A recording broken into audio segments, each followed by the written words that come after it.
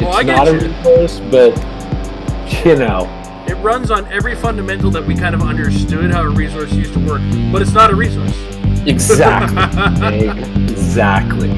How do you bring it back again? Oh, I just love how huge it is. Can't wait to own this guy. Oh, I hope we were live. It is we should so have been huge. live. Oh, we are. It's so huge. I love it. It's got that purple head on it too. Oh, Yeah. I love the way it bursts out of the box. Then he just shoots. It's just exploding out from its hand. There's a lot of good hand action. Yeah. I have nothing to add. All the good innuendo's already gone. Yep, we're spent. I need a nap. Are we in fact live? We are in fact live, and That's OBS is being a bit of a jerk about changing to the live scene right now. Wow. Off to a good start. There we go! Alright, I don't know if everybody else can see us before OBS, but now they can see all of us all at once, so I don't have to worry about changing camera angles, which is the beauty of this. I love it. No, that's no good. I like when I'm small and I know I'm not on screen. If so it that's when I helps can you- eat. Yeah, I like when I could look super bored while you're talking. Like I can just do the thing where I look interested while I'm saying something, and you start talking. I'm like, when we're previewing things, you guys are free to do all the slouching that you want. In fact, we're gonna look like There'll be a lot of this. microscopes and whatnot. yeah, exactly. And Mike, you are probably the smallest, given that your current icon is sitting on top of where the disconnect buttons are that I'm hiding. All right, So, awesome. Like if you go really So if I go low, right here, you can hide look, my behind head's that. a button. My head's now a button. My bald head is a button. But yeah, here we are. We're live with, what we thought was going to be an incredibly not much going on sort of episode. Boring, I think was the word I was looking for. But boy, has everything about that changed. So, oh man, I am not liking the way OBS is behaving with this. I don't know what it's going to look like out there. I'm concerned. I am This is deeply basically concerned. like a tech run. We're just doing it live. I am so glad that this is the episode that is the tech run. So what he's trying to say is, everyone be prepared for him to send you a link to the Google Hangout. Sometime in the next. Exactly. I've got Hangouts open on my second tab here. If you're in the Discord, it may happen. There's things whatever. Let's just get this started. Sure. So I'm joined by Tom and Mike, as you can all clearly see today. Hello. For now. Good evening. And have you guys been up to anything Heroclix wise this week? Tom. Yeah, we're practicing by way of making our teams better. Hey. I'd like to think that we've all been doing a little bit of that good practice, makes our team better stuff. Yeah, I mean, I can certainly. Mike and I will have a lot of the same things to say because we've been playing in a lot of the same practice sessions. So by all means, feel free to chime in. We've played 3 or 4 days in the last week. Usually 1 to 2 games a day, sometimes more in the case of Sunday. Practicing with each other, practicing with Jason here, practicing with our friends Emily, whose birthday it is. Happy birthday! Happy birthday, Emily! Yay! As well as our friend Devin, who of course is the world's greatest Heroclix player, certainly Canada's best. Reigning Canadian national champion. Absolutely.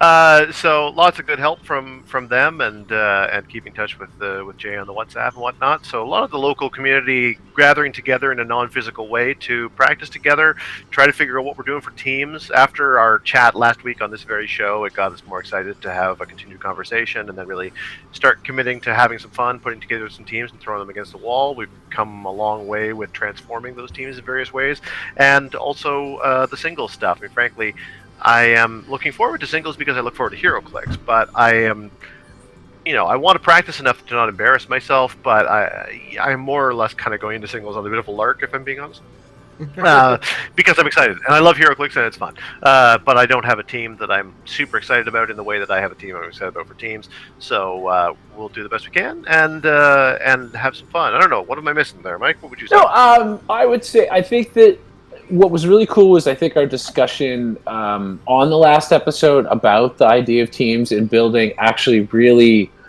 was a real world springboard for us. We actually really, a lot of things that we touched on in the show about how to team build and what stuff we're interested in actually kind of unfolded in our post-show discussion. And then since that time, what I really have enjoyed is how little difficulty the three of us had in picking what we were going to try and build, and how, like, I mean, there was almost no overlap of any kind. I think we literally got down to those like last 5-10 points and we're like, okay, well, what rings work better with who? And even then there was no conflict. It was like, okay, well, you could use it and I could use it, but I don't need it, so you should use it. Like, so I love how it all played out. I'm like Tom said, in terms of like, I'm not attached to singles. Like, come on, I don't expect to be playing on the Sunday. That's cool. I don't mind. It's been a while, and I'm not smooth with Roll20. I know it, and that's totally fine. I like Tom. I want to go my own way as much as I can, but the singles build has been a little tough because I started with one concept. And the funny part is, if you think of your team as like sort of having multiple layers, like you've got like, maybe you've got your main core, like this is what I want my team to do the most, and then you've got your sort of B thing, like it also can do this, and C, and it slices a tomato, like, you know, like it's got multi-tiered things. You don't just build a team that has one stratagem, right? You're trying to cover bases. Well, I like to build with certain things in mind, and the singles practice is like, my A stratagem has not worked once, and it actually really should be working. Like, it's supposed to be a 50-50 chance, and it has not succeeded like once. Like, right. It's crazy to me. So there's some weird mathematical anomaly thing that's happening. The flip side is that, hey, it might all turn around when I finally play it in singles, but it's been a very classic Mike building experience of the singles team, in which I've done a lot of, that's it! I'm not playing this! Everything is stupid! Why do I play this game? Like, so, you know, I accept the fact that I've had a roller coaster ride, even though I'm not attached to the results. I just, you know, I don't like to just get owned. That's all. Right. You don't want to put your team on the map and someone's like, like when you play Unimind and you're not prepared for Unimind. Like, there's just nothing enjoyable about that experience. So, but the team side of things, again, I really loved how the teams have come together. I love the tweaks that have come up. Everybody sort of had a voice in everybody else's team, a little bit or a lot, and that's really fun. And I'm jazzed about it now. Yeah, like, I kind of like what we've made. It's the kind of thing that could go anywhere. It's feeling almost spanner in the works, and I kind of really dig that, and I'm excited for it. And we always have fun. Teams of any kind, the three of us. I love it. Yeah, it's funny. It's funny to think about the fact that it is, you know, Highlander across all three teams wound up being almost a non-factor for us. In as much as you know, not only did we already kind of want to go in different directions as it was, but a lot of the best stuff in the game is going to end up on our teams anyway, and maybe that just means we're going to lose. So, you know, that's fine. But it didn't wind up being challenging in our case in the way that I thought it might be, Amber, and I'm happy about that. Did you turn off the Apple TV? Yeah, it was really cool. It's been a fun way to build. I think too, again, because of the time we've spent together playing in this format, we've gotten really comfortable with what each person likes to play, and sort of opening that door up for people to go out there and just build in their style. And I think the three of us have not varied, but varied ways of building and playing. There's overlap. Like, I think it's kind of funny. I love that the camera on my screen right now has like the three with two at the top and the one at the bottom, it almost looks like a Venn diagram to me. And Right. I feel like we're kind of like that in terms of our synergy. Like, obviously, there's some overlap of stuff, but what I like to build predominantly versus what you like to build versus what Jason likes to build, I think there's sort of their own unique thing with a little overlapping. So I think that's kind of why it worked for us, where there was no need to compromise, essentially, because we were already kind of like, I'd like to play this, and this is what I built. Oh, that's great. I didn't use anything of that on what I built. I built this. That's awesome. I also did not use anything you used. Like, I also like the fact that we kind of like. I don't think I don't think it would be untrue to say that our build styles were mostly constructed around like what is the core essence of what we want the team to be. What are the sort of the pieces and game elements necessary to achieve that, and then the rest is flexible from jump. So we all kind of, if we kind of come back to the table as we did and said, here's what I'm thinking as far as my core is concerned. All of our cores were unique, and we weren't that tied to how we were using the rest of the team to build towards supporting that core. So it did mean that even in the elements where there could be some overlap, which are things like map bonuses, special objects in our case, and one or two figures, at least between Jason and I, then it was easy enough to kind of figure out what would work best for everyone and be equanimous with it, because we weren't tied to a 300-point team. We were kind of tied to a between maybe 200 to 250 point core. And then in your case, Mike, I mean, you've gone through quite a few transformations within the last week in a lot of ways, but more really for the singles. The funny part is there's the overlap, right? There's obviously an overlap between my singles idea and my my team's team. Or that's hard to say. There's a core there that transitioned over. So really, what happened is like they went two divergent woods. The team really only so much had what seemed like a big change because I changed the theme of it. Right, I switched from being a named theme to a generic theme, but a lot of the original team stayed, and there was just the elements that filled in, and then we tweaked those elements. That didn't sort of have as a dramatic transformation for me as the other one that kind of went away and then went another thing and then went to a whole other keyword and then went back to that keyword, and that felt like more of a roller coaster because I knew what I wanted it to do and it just wasn't doing it in so many ways, only to come back to, okay, well, you know what, we're still going to try and do it. So but I do love that. I do feel like the team one is very much a group creation, which is why I like it more. Like, there's everything in it is like there's a piece of Tom in there, and there's a piece of Jason in there, and there's definitely a piece of me, well, a core of me that I got to keep in there. So I know, right? It's a nice sandwich. You guys are the bread on my team sandwich. Hot. Yeah. I am the meat. So yeah, I love it. To speak a moment about the current status of nationals, by the way, at the time of this recording, then a post was put up on the Rock Facebook stating that there are 122 players registered for singles. At the moment, it looks like the team's bookings are kind of low, but the singles bookings were low right up until Sunday, and then they just rocketed as everybody did what I did, which is Heroclix players wait till the last second, unheard of. Yeah, I know, totally unprecedented. 122 people in a singles tournament. That's a big tournament. I'm trying to think of like the biggest tournaments that we've been to, and I think that Worlds at least once or twice, or maybe Rock World Championships at least once, was larger in the old hotel days, but barely, if that. 122 players is a lot of players. This is going to be an epic. I thought there was one time where it was in the. I'm probably wrong, but I thought there was one time that it was in like the 150, 160 range. I thought Philly had more than 100, but I don't know how much them. I can never get.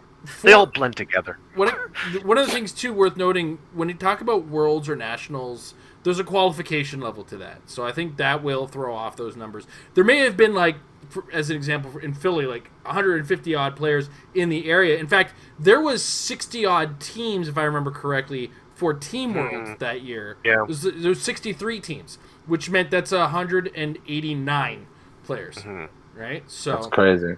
That's yeah. awesome. It is awesome, and it's awesome this many people are playing online because, like, I've been playing the Rock weekly Winner maps and stuff. Not so much the last month or month and a half, but prior to that, somewhat regularly.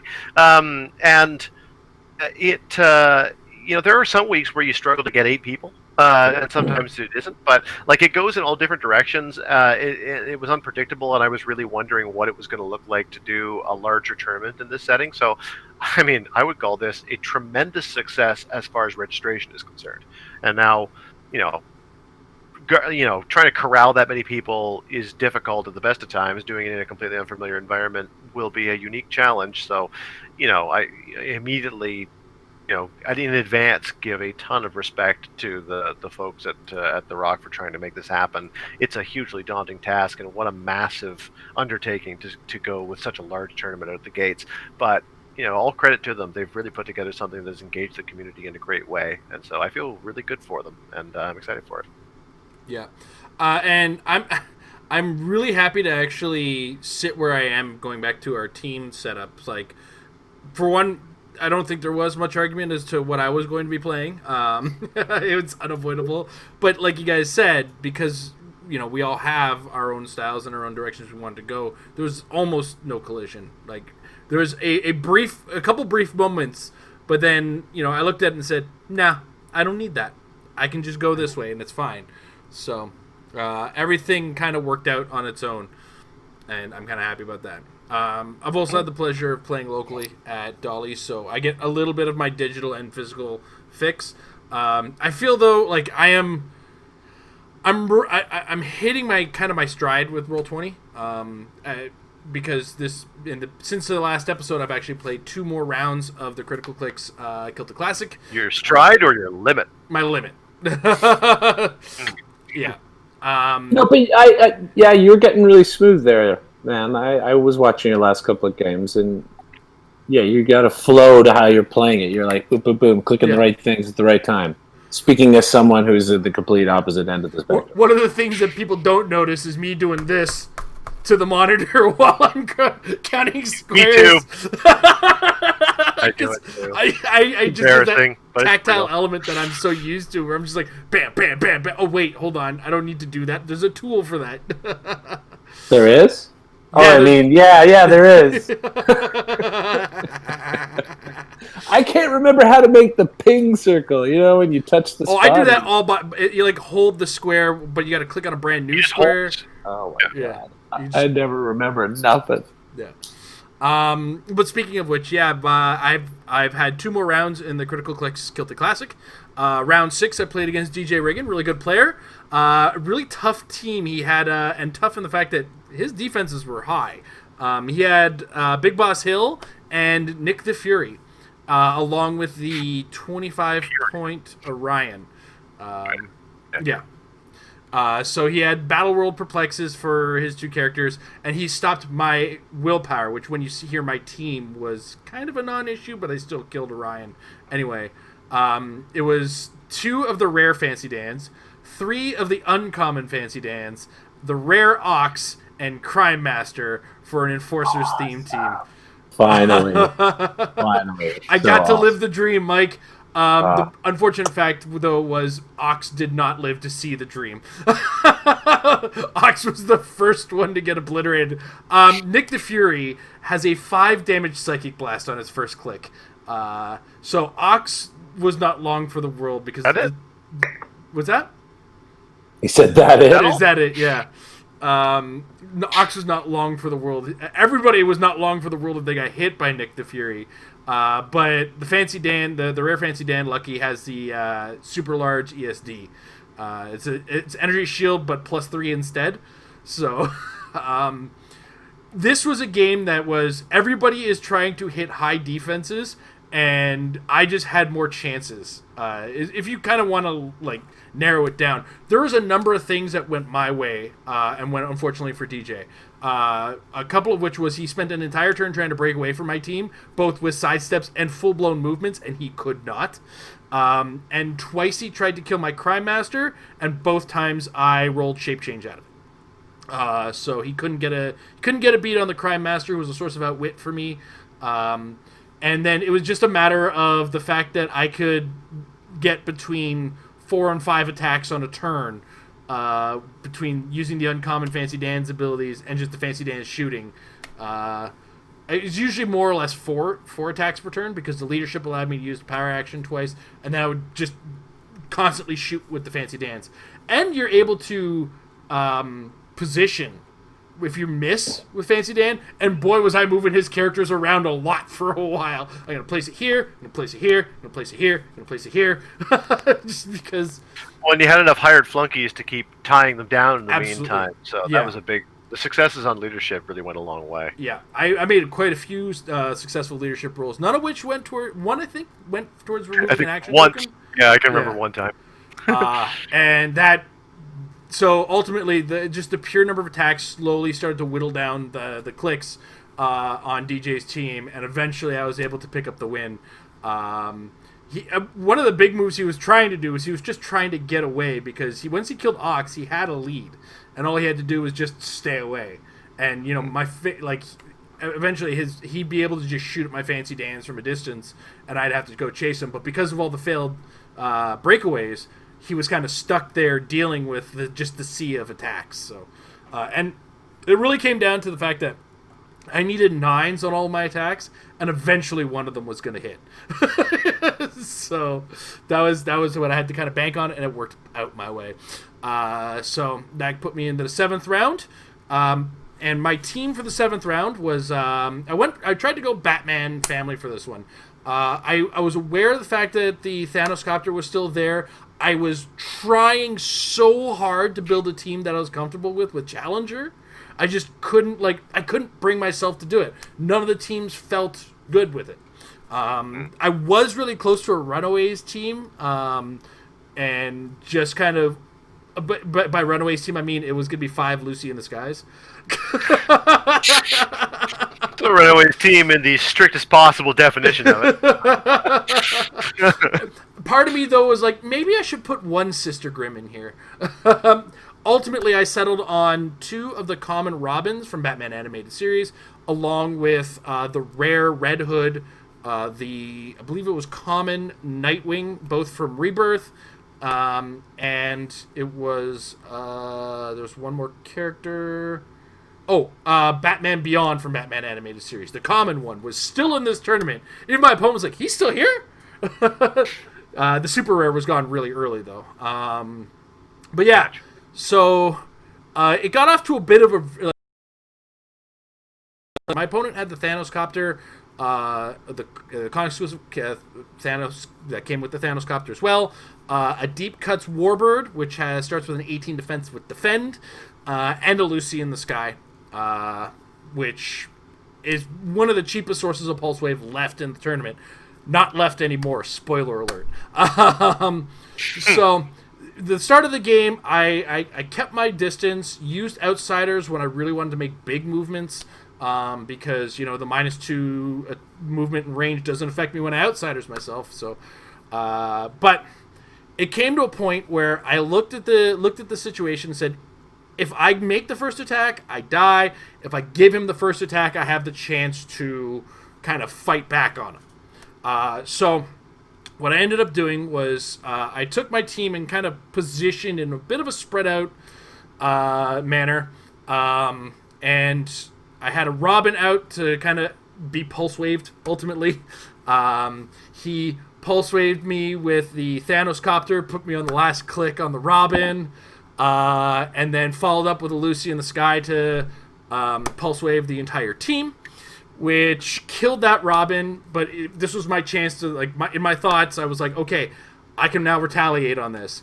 So the start of the turn, I choose Steel Energy to try to get my click back that I lost on Batman Beyond, and perplexed up my attack. I needed a 6. I had no probs ready to go. Missed the attack. Followed up with a Red Hood attempt at an attack. Red Hood missed, and it just all started to go downhill from here. I fought the whole time best I could. Batman Beyond didn't want to hit.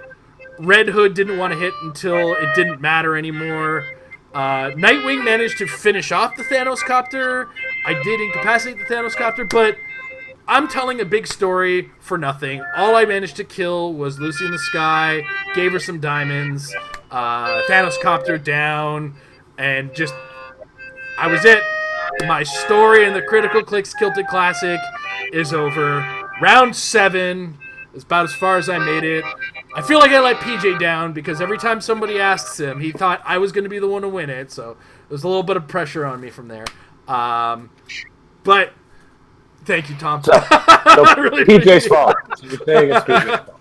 Okay, PJ's fault, everybody. But honestly, as far as formats go, I think this was the most fun you could possibly have in playing Heroclix and Roll20. One big thing is that because of the format of it, the games are spaced out. You only have to commit to one game roughly every 5 days. Sometimes there are some extensions given for certain guys who tried to work out a schedule to get the extra day and whatnot.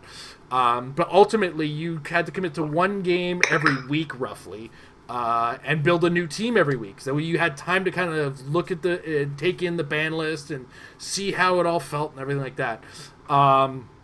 And I thought that was the perfect kind of format for a digital outlet. And watching as the ban list kind of went through and what happened as the games went on and where it all stood was exciting. I was actually more excited for the ban list than I was for my games because I wanted to see what was gone. Right. And it was part of that. There was like both an excitement and frustration element to it, where it's you sit there and go, okay, I want to build with this figure. Is that figure still here? That figure's gone. Okay, wait, this figure's pretty stupid. There's no way this figure. Okay, that figure's gone too. It was the emotional uphill and downhill of trying to figure out what figure you wanted to use for a team, and then trying to decide on what you're going to build. Are you going to try to build theme? Are you going to avoid theme? And certain things would happen as the tournament went on. And when I played a game against Scott Crampton, I lost. We had a discussion afterwards on his podcast. One of the things that one of the ways we were talking about how certain powers got more and more expensive. So if you want a probability control, you're not paying 25 points for it anymore. You're paying 50 plus at a certain point. And you kind of if you're going for prob, you may have to give up those named theme teams. So there's a lot of balance elements to it that you flip-flopping that you have to do. If I was to say anything kind of irked me, it was just the depleting list of maps. Because eventually, based on like what I've been seeing, we're about to go down to like rock maps, and I'm not personally not a fan of rock maps. I feel like there's a lot of blind spots when it comes to rock maps, just in general. They're not as readily available and whatnot. So I feel like banning maps was one thing I would change and just let maps go. But at the same time, I would kind of ban out location bonuses. If a location bonus is part of a winning team, yeah, I'd get rid of that, but leave the map as is. So that's ultimately, though, that's a nitpick at best. Overall, this was a very exciting and enjoyable tournament. I hope everybody was able to enjoy the games that weren't, half-sounded that I posted. And it really kind of took me to a place where every round after the first round felt like a local tournament, where I just bring a bunch of stuff and go. But in this case, it's bring a bunch of stuff, but play my butt off with it and try as hard as I can to win with this pile of stuff. So, and to a certain degree, it highlighted certain characters as far as where they sit in the tier list, as it were. And we made the discussion early on about this, where it's like, it's a week 2 tournament, that's a week 3 tournament, or team, that's a week 6 team, that kind of thing. I mean, right. I'm gonna say this: it's round 7, and Challenger so far I think is still in the tournament. Like, that's one of my shocking. I mean, he might be out this round. There's still some games to be played, but the fact that I could go into round 7 and something at the power level Challenger still being in there, I think is a reflection of how much potency there is in the game. So Or possibly the challenger's massively overrated, but could be that too. Well, another thing worth noting is this late in the game, there's almost no equipment as well. So unless somebody plays champion or like one of the bearers of a gem that hasn't been taken yet, he's not going to get his click 0. He's not going to get his best click. Yeah. But So it is meaningful in his case. It is a notably better click. yeah. I mean, if there, I wonder. You make an interesting point about maps. That great idea. I just wonder whether there just aren't enough maps to make up the. Because I mean, on the one hand, I like the idea of eliminations of maps being somehow a thing, because I think there are a few really oppressive maps, particularly rock maps, that if left in would become more the strategy unto themselves. And I already, even though I love maps, and that's one of my favorite things to talk about on the show, I must admit that, for the last several months, I've been feeling a bit dejected about my map love, because I always think about maps as being an interesting sort of way of twisting the game in subtle but meaningful ways. I've never liked it where map choice was heavily influential on the outcomes of games. And there have been a few times in Heroclix history where that's been the case, and I kind of feel like now is one of those times, because we've got, in what am I trying to say here? There's King's Tomb and then Ancient Hold basically are the two that I think of most especially, although, I mean, Hedgemap is still, or Hedgemade's still around, and it's oppressive, and there are a few other oppressive ones. But, like, there are a few that are just highly oppressive to the point at which certain teams on those maps become much more favorable as far as outcome is concerned, or certain teams become almost completely non-viable in those types of settings. That is more a comment on the larger metagame than it is specifically the Celtic Classic, admittedly. Mm-hmm. But it is still a thing that, even as the Celtic Classic were to continue, you don't want map choice to become sort of the be-all, end-all outcome, and certain maps will cause that to happen. Yeah. So somehow eliminating them, I think, makes sense, and I don't know how you do that with a minimum of bookkeeping, whether you have some kind of double elimination for maps as well, or something. Also worth noting, and again, my thing about the maps was a massive nitpick. TPJ also alluded to the fact that when we got down to 3 maps, there weren't going to be any more map bans. I was just concerned that those 3 maps were going to be, weird maps that I wasn't 100%, not everybody could possibly be familiar with. But at the same time, when you're down to 3, the player level is kind of there. So these guys kind of all know it.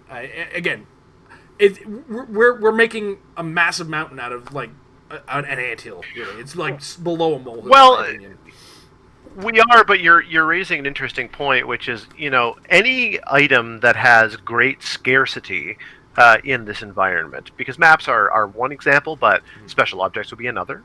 Even troublelerts and troublemakers would be another.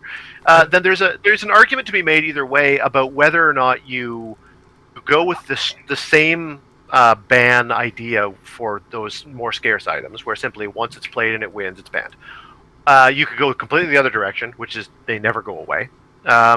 Or you could try to brainstorm sort of a midway point for them, which again could be like a double elimination thing. That would be more bookkeeping, certainly. But if you had your sort of scarce items and your common items, your common items basically just be figures, and your scarcity items would be things like maps and special objects and yada yada. And it could be a thing where they only get eliminated after appearances within winning teams in 2 rounds of the tournament as opposed to 1, or something. I'm not.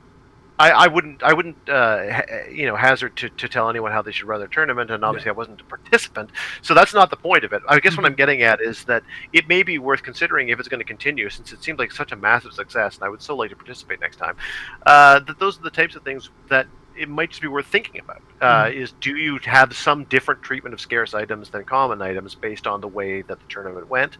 And I think that's an interesting thought, if nothing else. I would have to say, if there was one other thing I might have an issue with, and I don't, because it was such a source of comedy, it was the round 1 targeted bans, where a lot of things got put on sidelines, and a lot of time you can look and go, no, you didn't. And Devin was guilty of this, and a lot of people were guilty of this. There was trouble alerts nobody was going to use. Like, the Atom was out in round 1. Yeah, but to be fair, that's how people sometimes do their sideline. And to be fair, I put the Atom on my sideline a whole bunch.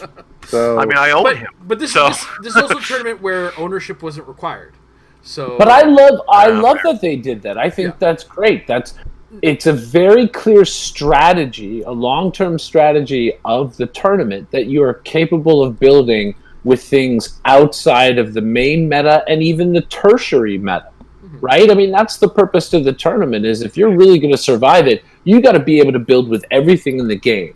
So I love that not only that objects and special items like that went away quickly, because then you get to the real nitty-gritty, and you don't rely on crutches where it's like, yeah, I'll use this not very good figure because I'll throw exospecs on them and I'll just pick the power that they always should have had. Like, I mean, that's part of the problem with objects sometimes is that they feel like I'm going to play this figure, it doesn't matter who I put this on, it always makes everybody better. Like, it's nice to see people really think outside of the box and develop that way. I agree about the map thing, though. It is difficult over the long term of it to be like, well, now what do we do with maps? I kind of like the idea, though, that you get to the end, and honestly, the map is something like the Great Arena. Remember that map where it's like basically there's no terrain, it's wide open, and it's just going to be a slugfest, like you can't hide, kind of thing. But I'm just a glutton for punishment. But anyway, what I did want to mention though, sorry, just real last quick thing was you did touch on an overall point though that's important that I didn't want to get lost in there, and I agree with you on, which is I don't like when a map has that much power that it's deciding games that strongly and that quickly, right? Like as soon as we roll and the map is laid out and you're like, well, okay, that was fun. Like I agree, it really should never get to that point. But it's at the same time it's almost impossible to prevent that from happening. Because much like when we were playing the other day and how there was one setup of teams that was like, this is the worst possible matchup for my team right now. It's going to happen eventually. So there is going to be a moment where you end up on a map and the map is like, this is the worst possible map for me, but that's not necessarily a fault of the map as a whole. The problem is when the map repeatedly is a problem, right? Like a map is good, not always going to be great for your team, but it's when a map like Hedge Maze or like King's Tomb keeps repeatedly being a problem. I mean, I'm sure you remember back when that Krakoa map where you could make the attack was a big problem, right? Like that literally decided it was either nationals or worlds that year. It was one of the Dragon Con rock events. Yeah, a map decided that, and I agree that that should never be the scenario. Yeah. I if I may rebut though, I mean it's true that was true with Krakoa, and it's definitely true with Ancient Hold. There have been swaths of time though where it hasn't been true, and that to me is an indication that it is avoidable. Yeah, it only seems to come up when there are examples of truly excessive either map mechanics or just map designs of a particular extreme sort, or conversely, extreme mechanics around who goes first. Because I think we all remember like the Justice League team base versus the Marvel Knights era, like that brief period where basically going first was the way that you won the map, or you won the game, because no matter what you played, you either could cross the map and win on turn 2 effortlessly with like the best thing in the game, or you could cross the map and shut down your opponent's team on turn 2 so they couldn't really do anything, and then you just meter them out. And that was a time where the outcome was determined by first player. But again, that was keeping mechanics under control, and it's never really happened again. And the truly extreme state of maps has been less common than it is now. I also think that one thing that leads to it is that there's a bit of an arms race for map bonuses at this point, and I don't like if they were to basically do with your map bonus what they already did with your theme team prob controls, which is cap it in some way, then it would likely prevent anyone really leaning heavily into building a team that only wins on X map. Because if you build a team that can only win on a certain map and you have a plus 14, probably going to win the map. But if you know you're capped out at, say, a +5, you'll have to at least account for the possibility of losing map in a way that now, if your theme is big enough, you almost don't have to. I mean, I'm kind of playing the devil's advocate, because I don't know if I take a firm side on the argument. I think there is a way to do it better. Well, I'm not saying though that having out of control maps is unavoidable. What I was saying was the moment that a map decides the game is unavoidable, because there's going to be a moment where you have a bad matchup. You built a team, you know that hedge base is horrible for me, and your opponent picks hedge base, and you're completely shut down. And you're like, damn it, right? Those moments are unavoidable. But obviously, we can be more careful about laying out a map, maybe a little more play testing of maps. I don't know what that process actually is, to be fair. Never been involved in it, but I wonder sometimes, because we do see maps come out where you're like, this is a really weird corner section. This is a really weird... I don't understand this section. Why? This never gets anywhere. This type of object in this particular... it was special terrain at one point that... I think it was the Hanging Garden or something like that just absolutely got annihilated when somebody put a piece of special terrain on there. Hope you can avoid water, because there's a whole section of the map you just can't touch, right? That's where I think that's what needs to be avoided to a certain degree. And like Mike said, who knows how they test it? I don't know. I don't know where the oversight is. I don't know who's overseeing what and where. But...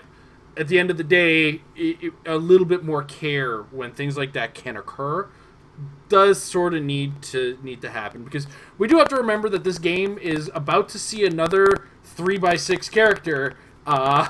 So it's, we got to be careful about how we're making these things that have squares, and we got to be able to be allowed to play our pieces, because winning map rules shouldn't be disallowing me to play my pieces. Totally. That was my way of saying, let's talk Galactus. Hashtag not a resource. Hashtag. I'm not done with the Celtic Classic. No, it's fine. But, before we move on to Galactus, overall, as far as the Celtic Classic is concerned, it was a great tournament. I enjoyed myself. I enjoyed every round of it. Every player I played against was a joy to play with. Some of them are players I've played against in the past, some of which... were my first time. A lot of people were excited to be, it's finally we had to play in a tournament. My first actual tournament game with Scott Crampton. My first actual tournament game with Aaron Morgan. Really? My first actual tournament game with DJ Riggin. So that was great. I got a rematch from my opponent, and I apologize, I believe it was Alex. I played against him at Worlds when he uses Medusa team. We share very similar career paths, so... It was interesting to talk and play with him again. He outed me on my video by accident, but that's okay. That happens. Outed you on your video? Don't worry about it. Certain things that keep separate from this channel. Anyway, long and short of it, I had a ton of fun with it. It was a great format. 10 out of 10. Would do it again. It was, maybe with a couple more sets added in. Maybe post House of M would be a good time to start it up again. Because at that point, the pool's going to be so big, I wouldn't be worried about what gets banned at any point. There's always going to be awesome. Or this might be the ideal tournament to run post-rotation. Just because, this time it was basically post-rotation with Justice League Unlimited allowed. I think that was the only set that came out. Did Justice League come out before? No, Justice League came out before rotation, right? Justice League Unlimited?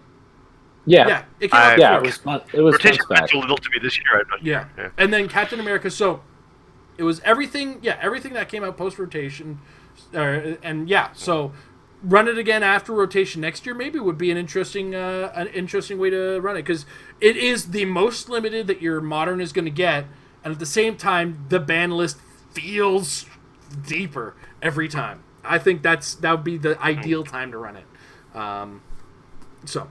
That all aside, we got on a long tangent about maps, which was not really that big an issue, to be honest. So don't conflate that.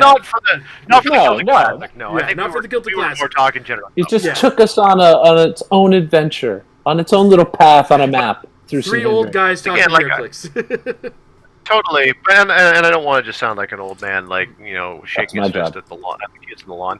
I do think that your point, though, at least the way I interpret your point about the scarcity of maps becoming a bit too much, speaks interestingly to how you deal with scarcity of already scarce items in the first place, and is it worth trying to make an adjustment for it or not? And if it is, then there's a bunch of different things you could do with different items, and you don't have to treat every item the same way.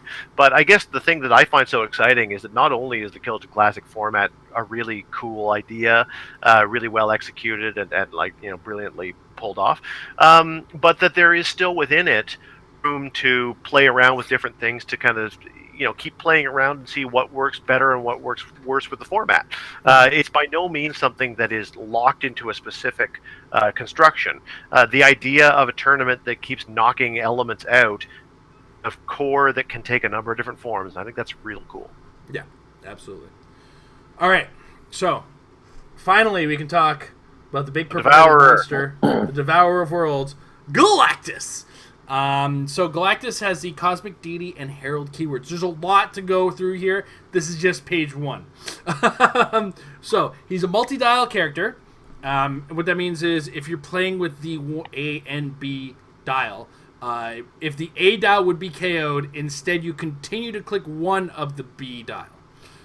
Excess damage doesn't carry over though. So effectively the dials will act in a certain way, in a degree similar to, not actually as, a stop click. Just gotta stress all of that. When Galactus is healed, he can't be healed above click 1 of the B dial. So he's kind of stuck there. Like if you KO A dial, B dial, you can't heal past it. Next, placement when starting the game. When Galactus is placed during game setup or starts the game when summoned by the Herald dial, he can't be placed on special terrain, can't be placed in an opponent's starting area when summoned by the Herald dial. Can be placed by blocking terrain. Can be placed on blocking terrain and immediately destroys that terrain when doing so. Next, Cosmic Entity is the first trait that he has. Galactus can't be the target of an attack with more than one target. That's kind of a carryover from Avengers Infinity, the Cosmic Entity kind of thing. He ignores hindering for line of fire. I'll mention that now. His next trait, Galactus has landed on Earth. Power, place Galactus anywhere on the map except an opponent's starting area or on special terrain. Special defense power, because I am Galactus, stop, impervious, regeneration, Galactus can reduce penetrating damage. So that's everything that's on the front page. The second page there is just a collection of the powers that you're going to see on the dials, which we're at here. So we look first at the A dial up there, and across the entire thing you're going to see 0 movement, because he moves via that power action. He has an 11 range with 3 targets on both dials. He has the power cosmic on both dials. He's playable at 750, 500, 400, 250, and 100 points. 750, 500, 400, it's his own thing. That's the A dial. I think for our conversation, because we're talking mostly about competitive play, and that is strictly played at 300. Can we stick to the B dial? Can we agree on that? Yeah, I think so. I think the A dial is fun. Yeah. The A dial is get a bunch of guys together, everybody builds together a 750 point team, and it's everybody versus Galactus. Yeah, it's just silly. Huh? Pretty much.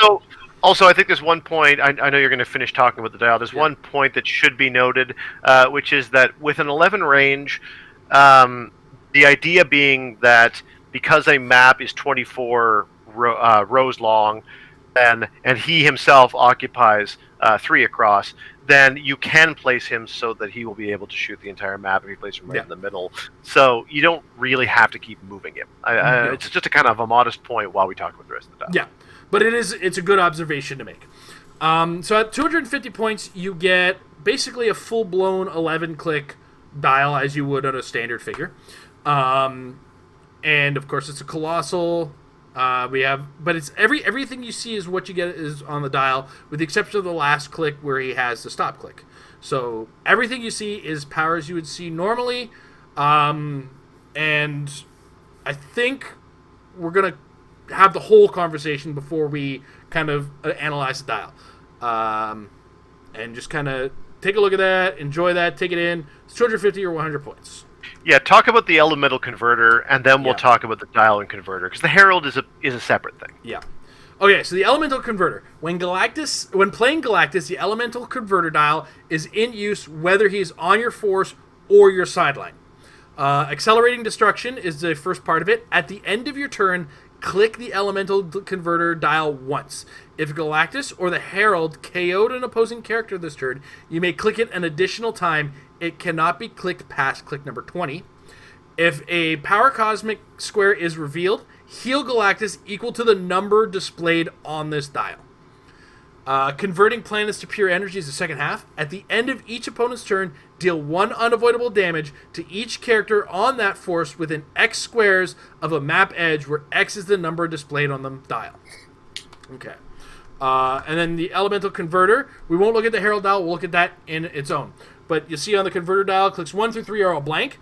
Click 4 is the first one with the power cosmic symbol. It has the number 1, which goes to click 8.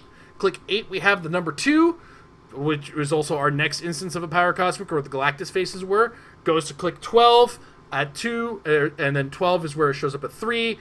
And then 12 till 16, where it changes to 4. And from 16 to 19 is 4. On the last click on number 20 is 5. So that's what the dial looks like. So all of this comes with the Galactus package. And it'll come with the Herald dial as well. But let's start on Galactus and then go Herald mode. So the word Herald is going to mean nothing. And Tom, I feel like there's something in you that needs to just go. I'm going to let you go. Sure. I mean, I'm excited because it's Galactus, and like I was saying in our WhatsApp thread today, he's one of my favorite characters. He may just be one of my favorite character designs, frankly, because like I enjoy the character in comics just fine. But what gets me about Galactus is like he's just such a cool design. Like, he's one of the truly great, Kirby, cosmic guys, and I think he looks so cool. Great big purple puss. Awesome. As far as the piece itself is concerned, like I'm not over the moon for Galactus. I think he's pretty cool. Very basic dial, and I appreciate that. I appreciate there's not a ton to keep track of with him. He's only got one special power, and all of his traits can be fairly easily described. The elemental converter is a fair number of words, but it's a fairly modest effect. I also think it's interesting. It maxes out at 5 squares away from any given map edge. That's pretty hardcore. It's unlikely you're playing too many games that go to 20 turns. Although I guess if he's KOing people, maybe. But if he's KOing people, then also the game's ending. So even if you could get there, again, 5 times 2 is 10. Heroclix maps are 16 wide. Theoretically, his 6 squares could stand in the middle of them, and they basically come up to the edge of him. You could also just turn the whole dial sideways if you wanted to, so there's lots of ways of getting around it. But I guess the point is, he never needs to worry about eating himself in that way. And just to take the dial on its own merits, I mean, it's potent, but it's not crazy. I was looking at it, and I'm not going to take the time to go over this in detail in the way that I did this afternoon in my head, but like God Emperor Doom at 200 is, I think, better than Galactus at 250. In fact, if they cost the same, I would still rather play God Emperor Doom. And I think the same is true of both of them at 100.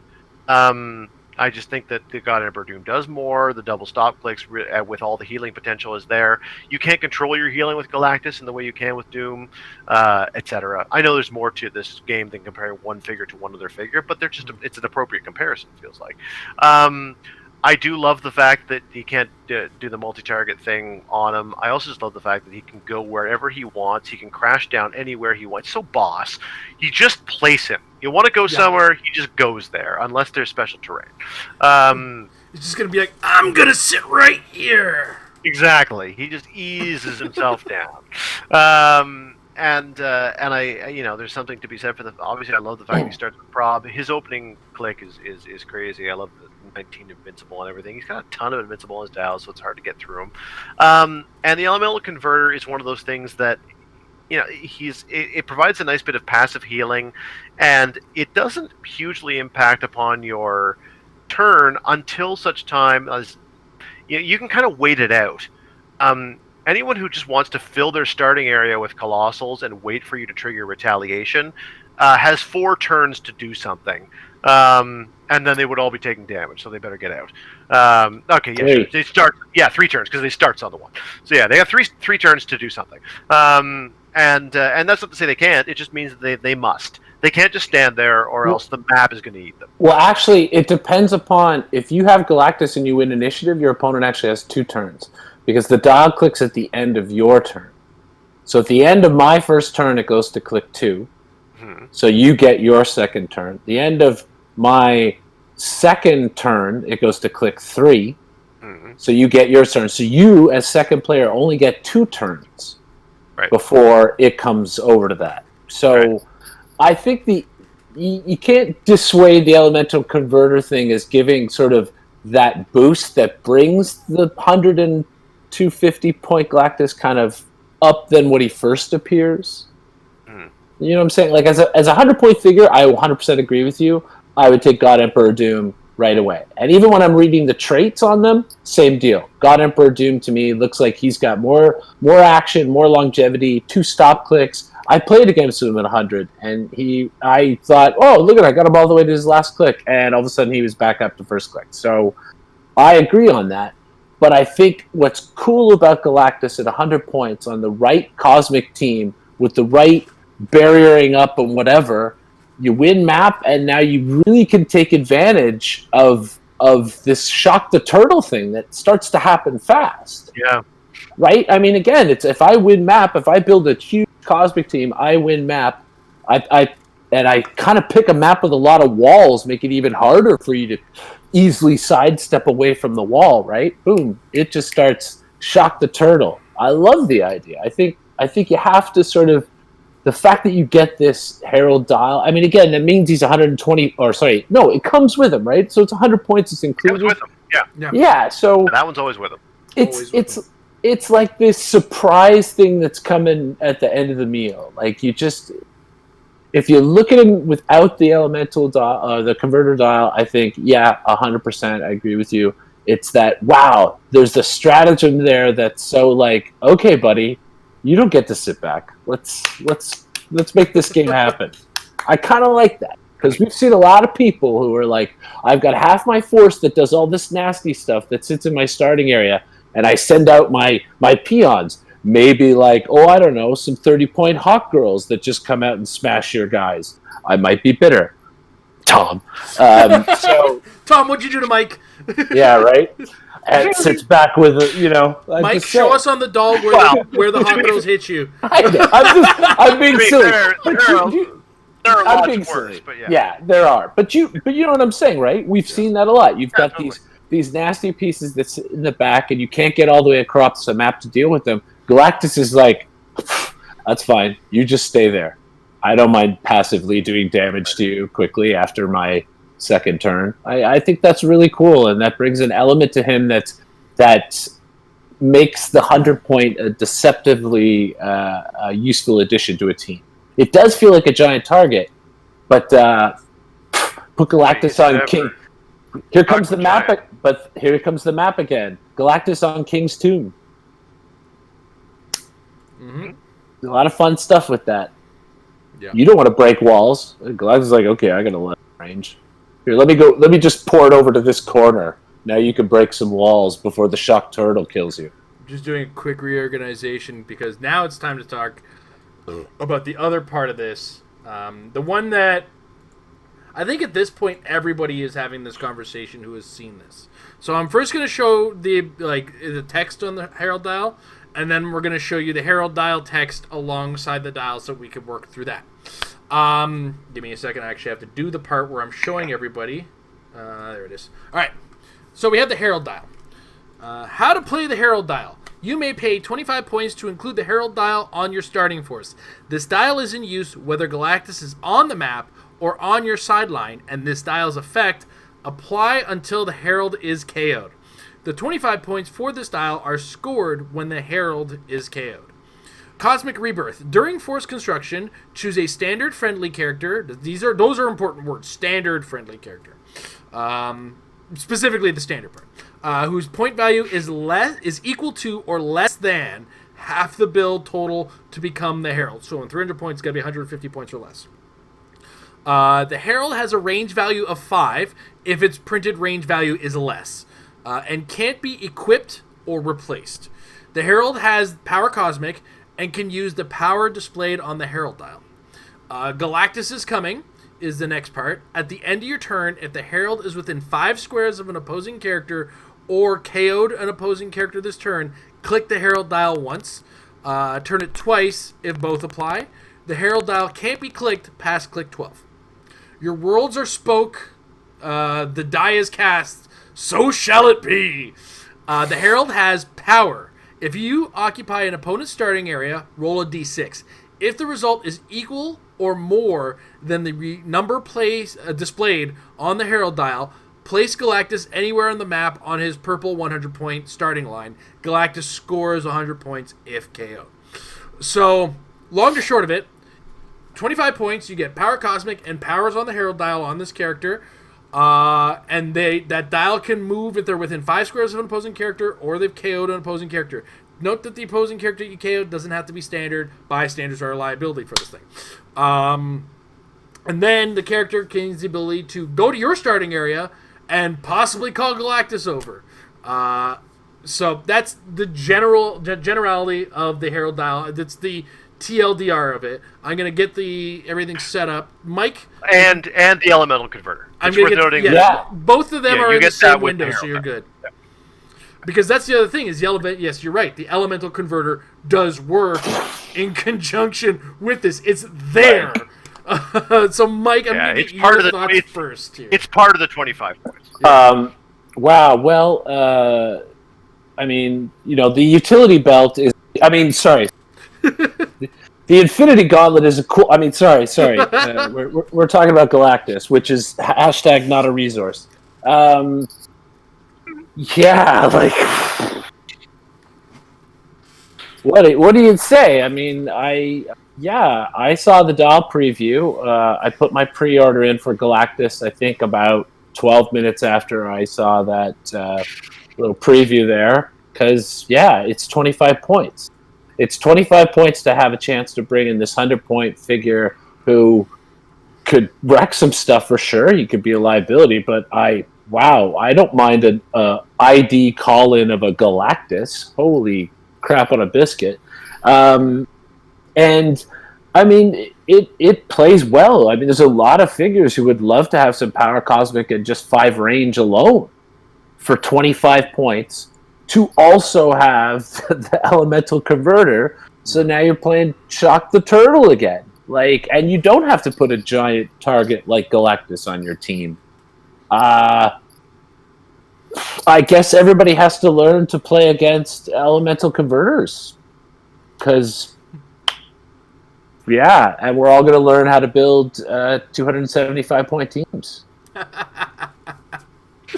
Tom? Yeah. I mean, I think you're maybe overstating it a little bit. Of course I'm going a little much. Come on now, Thomas. I do think it is very good. It is very good. There's no question about it. I think it's... I'm personally... I am very excited I want to play him on... This is like, I like the idea of playing him on Immortal Hulk. I like the idea of playing him on the new SR Wolverine, who never dies, and thus basically never gives up the points. I want to play him on Witch Queen LeFay, just so that she gets Power Cosmic.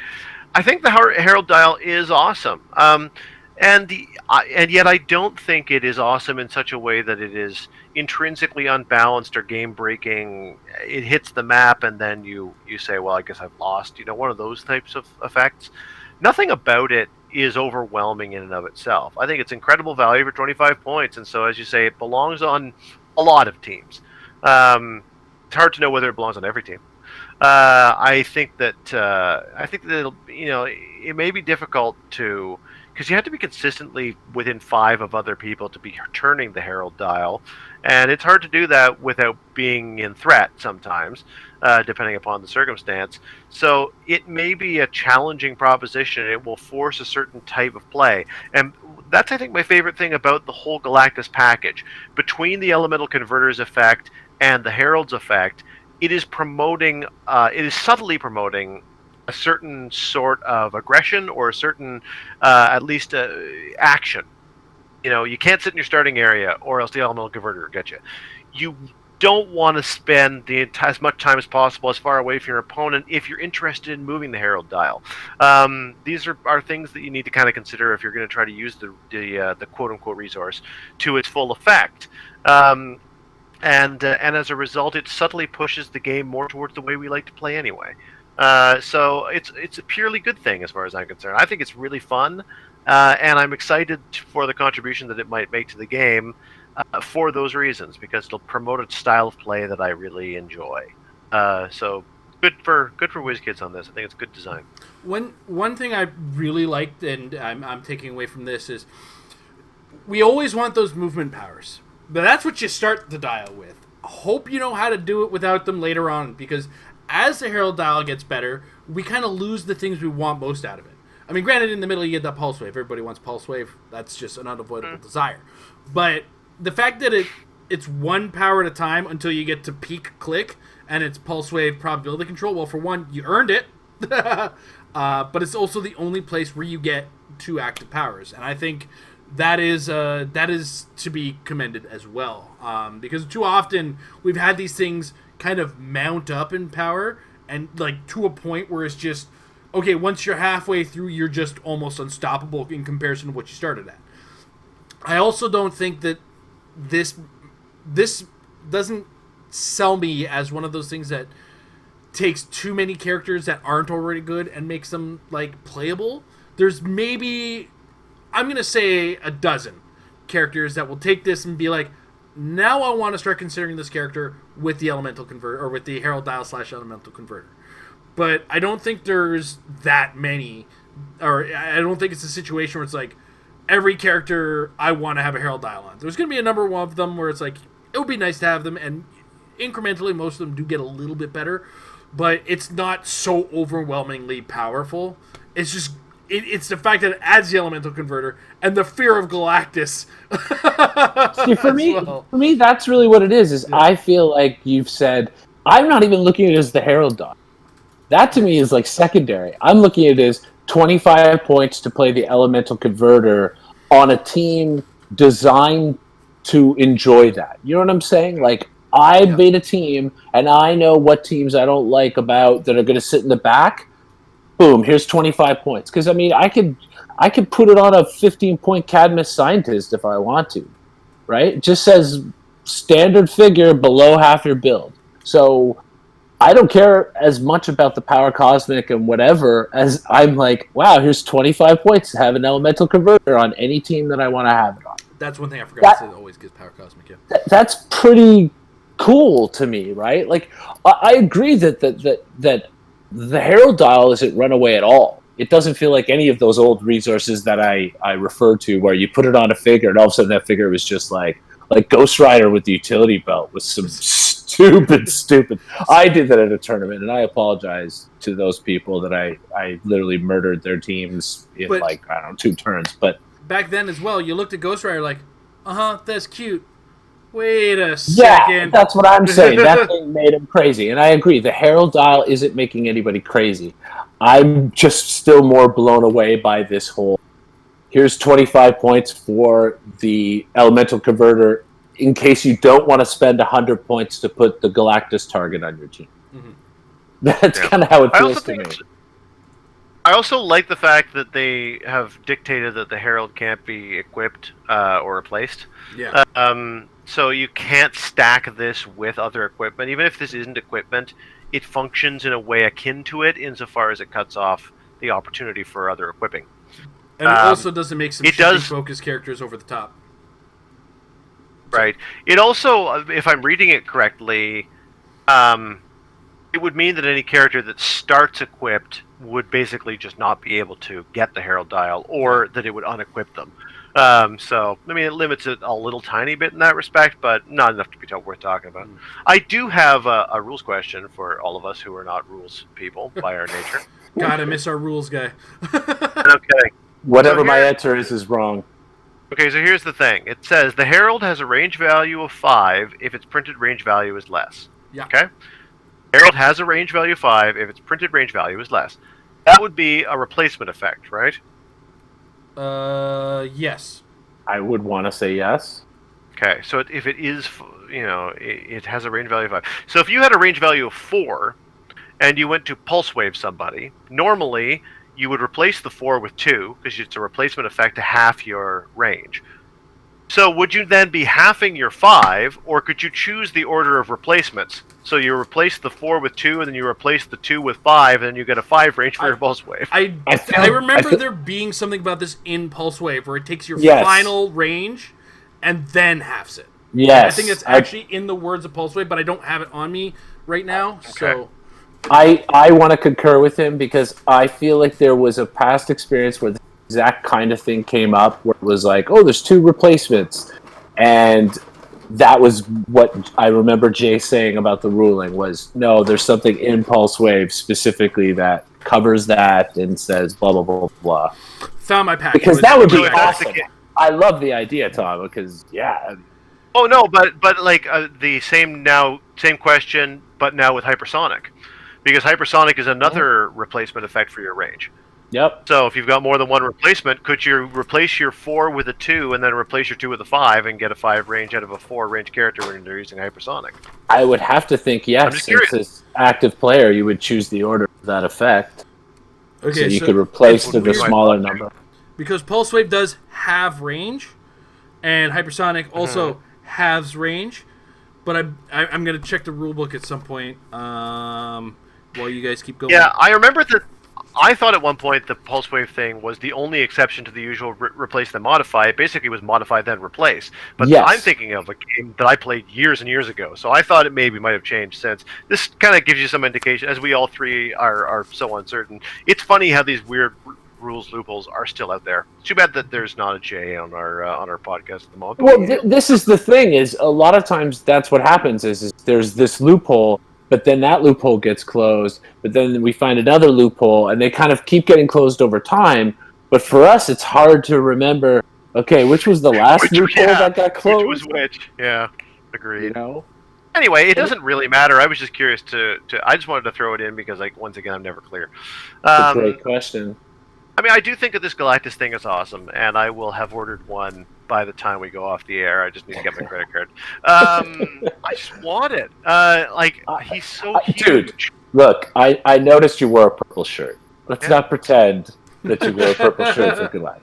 Yeah, I get it. If I can lose another 10 pounds, I can fit into my... I got a Galactus shirt. It was always a Galactus diner. It's just like the silhouette of his head as a 50s diner with a little Silver Surfer flying around the outside of it. I'm a big Galactus fan, and I really want this gargantuan figure in my house annoying my girlfriend. I just feel bad that he's going to come into my house and go, "You're beautiful," and they're going to walk down the stairs into the garage and put him on the shelf. Well, you say that, but he's got to be on your sideline for all these heralds. Well, yeah. So he's going to go with you everywhere you go. You've now got to figure out a way that you're going to trundle this gargantuan But not when he figure. comes home. He's going to get stuck in the garage. He's going to be mad at me because I'm going to have to keep putting him in the garage. There's no putting Clix up in the house. This is madness. It's too bad you can't take him apart, because carrying him around is going to be a huge problem. You better believe he's going to break apart. That's what's going to happen. Come on, we've all been there. We got the figure. How am I going to fit this? I know. Oh, Mangog, your tail came off. Hey, suddenly you fit. It's going to happen. I guess so, but there's a big difference between Mangog and Galactus. I know. This guy's not even going to fit in a bag. This guy's going to be a foot tall. There's going to be a lot of questions at Customs when we're traveling to Worlds next year. It's like, what the hell is this? I think we should start a pool on which part of him snaps off first. Sure. That's the pool we should have. There's replaceable parts too, so I'm gonna try to find the most sturdy parts that he has and just travel with those. Like Bald Galactus is the one who's traveling. I mean, right? Anyway. You know what? What is the rule? You can only paint the figures, right? I can't modify them, like add hair to the chin of mine. I'm just asking.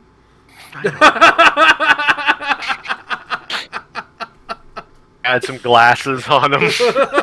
Galactus can't see that well. I just want to. I want to know how far I can go with this. Hey, it's the World Devourer, Galactus.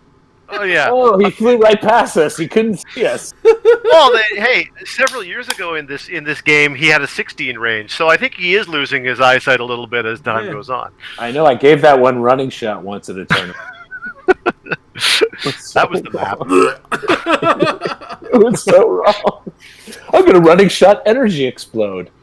Yeah, that was fun. There it is. Galactus right. with the Phoenix Force. Since we're chuckling already, I lost the original source of where I found this, but I have to share this because it is so fun to do. Absolute Carnage is starting to kind of rear its ugly head. And one of the things that has happened is, once again, Heroclix in Taiwan has graced us with a preview of the Fast Forces. And then we got to run it through the Facebook translator. Ladies and gentlemen, may I present to you the Absolute Carnage Fast Forces. As brought to you by Facebook translation algorithms. Dramatic reading. Fast military packages are a shortcut to enable the starting player to form a theme army soon. Each fast-paced model will have the power that the player will basically use, and combined with a simple and easy-to-get combination of abilities, making it simple to understand how to work between the inversion heroic characters' abilities. And this fast military package of Dwarf the Absolute Slaughter includes the popular characters of Dwarf, Poison, Black Cats, Ghosts, Mysterious Mage, and Poisonous Poison. Please look forward to the follow-up news from the editor. So, quick translation there. Dwarf is Spider-Man. Poison is Venom. Black Cat kind of went there. Ghost Spider was Ghost, so not too far off. Mysterious Mage was Mysterio. Pretty close there, too. Poisonous Poison, though, was Carnage. Which is weird because we went from Dwarf and Absolute Slaughter to Poisonous Poison. He's more Venom than Venom. Yeah. Yeah, it'd be funny if he had some kind of double poison effect. Maybe that should be if you win Worlds thing. Redesign Carnage as Poisonous Poison. Yeah. I can read from here he has the symbiote trait, plasticity and shape change. And his trait is Maximum Carnage, and that's where my eyes go, old man. So I just find it especially funny that he's Poison, and Venom is Absolute Slaughter. No, Venom is Poison. No, he's just Poison. Oh, he is Poison. Okay, you said it like it was the other way around, and I'm like, wait a minute. Yeah, because Venom is Poison, Carnage is Poisonous Poison, but the title of the set is Dwarf and Absolute Slaughter, because it's Spider-Man Absolute Carnage. I know, which is why not call him Absolute Carnage instead of Poison? or just Slaughter, you know? So weird. Oh, man. I guess with the Dwarf? What's that? What's with Dwarf? Especially because they have Spider-Man over there. Well, that was Japan. No, but there was Taiwanese Spider-Man too. Come on. Spider-Man's everywhere. I don't know. Anyway, another Fast Forces pack. Yeah. I mean, I look forward to complaining about it with you guys. That's true. So predictable. Yeah. I mean, maybe we're biting, or we're jumping the gun. Maybe Black Cat will have actual prob, and we'll be okay with her, because that's something they're very likely to do. Because everybody complained so much about the last couple. I mean, it's weird because the starter sets have been so good lately. Like the JLU starter set, great. The Fantastic Four starter set, also really good. But Fast Forces seem to be going backwards in this design. So hopefully I'll be positive until it isn't. But history's kind of hit us. From the way they make the marketing, they're making the Fast Forces again sound much more beginner clicks. Yeah. Like, you want to get into the game and you want to get into the set. Here's a pre-made army in the thing. So it kind of feels like only natural that those figures are going to have a slightly more basic element to them. If you're trying to get newer players, and this is a starting point for people, you don't want to overcomplicate them with game-changing meta special powers and traits and stuff, because that's not something that a new player maybe would process. This is me guessing, but it seems from the way they're advertising, that seems to be what they're gearing it towards. So. I guess I get a little bit more cynical when I think about the fact that the starter set, which is where you should be starting to play the game, is significantly higher in quality as far as like gameplay pieces are. Yeah, totally. I think that's where my cynicism comes from. Like it always. Yeah, I think your cynicism is justified though, because it always does. Not always, sorry. The last few sets, it has felt like the Fast Forces were packed on to the release. And maybe it's just the way that we get the information. Like it often seems that we hear about the starter, and then we hear about the set, and then we hear about the Fast Forces. But it does. Given the fact that they're, no, I think my point stands. It feels tacked on, but it may just be a trend. We've had a few ones that weren't that awesome. That's okay. I don't regret getting them. Otherwise, I guess I'm cool with what they do. So I remain guardedly undecided. I like the Dyson token pack. Dice look cool. I like the color scheme. It's like a black and grayish kind of thing. And the tokens be coming with them bystanders. They gotta be. I mean, I think WizKids got wise to that we get less and less into these token and bystander packs because so many custom tokens out there, so many people making their own, getting them from other talented artists who create them and players. So how are you going to motivate people to keep buying these Dyson token packs? Well, let's put bystanders on the back. So, get some people to get them. Though there are also custom bystanders out there too. Yep. Fine. And to be honest, I do like that WizKids isn't trying to stomp on those either. You know what I mean? No, it's great. Yeah. There's room for everybody. So, all right. I think it's time to enter that question period. Let's do it. Like, for an episode where we came in like, oh, what are we going to talk about? We've gone for an hour and a half again. Get to the questions. All right. In that case, speaking of absolute slaughter, Jordan Slaughter has a question.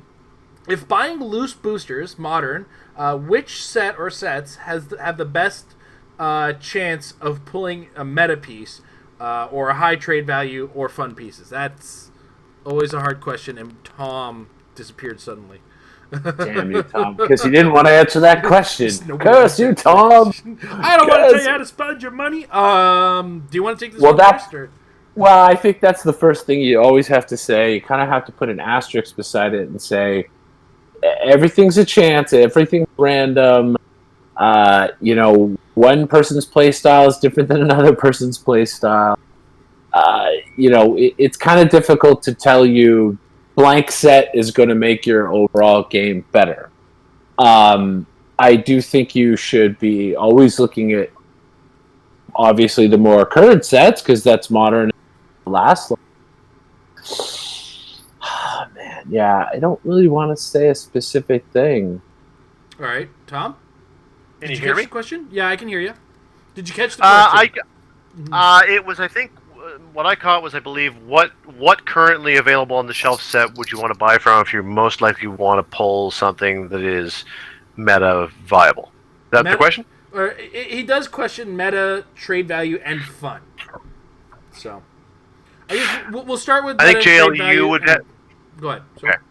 JLU would be my call because I think the chases were the most common, and the chases are always going to be useful to some extent, some more than others, but I think that's kind of your best ratio of likelihood of pulling a rarity piece, and that rarity piece being able to either have a decent trade value or a playability. So, I think the best answer is, the most recent set is almost always the best answer, since it's the one that people are still clamoring for. So, but I still think JLU would be my vote if I had to vote for one. You know what? I am going to give an answer. I'm going to actually say X-Men Animated, because of the fact that there were a whole bunch of Colossals that came out in that set. You're buying those super boosters, so you know you're getting a large figure in there, plus some of the smaller figures. There were both some lower level common figures. Those Danger Room guys were actually much more common than you would have expected for a prime that wasn't a prime, and they're super useful.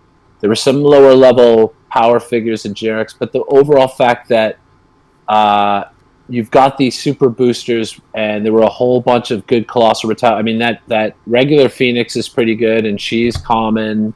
I'm actually going to say I think that's actually not a bad set to look at in terms of an overall spread out rarity of figures that are useful. Plus, it was a fun set if you're an X-Men.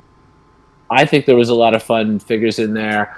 Building Acolytes team and Brotherhood of Mutant teams are actually fun, and they do cool stuff. So I do still want to have that asterisk at the beginning of never telling someone what to buy, but I actually do think that's probably a good set to grab stuff from.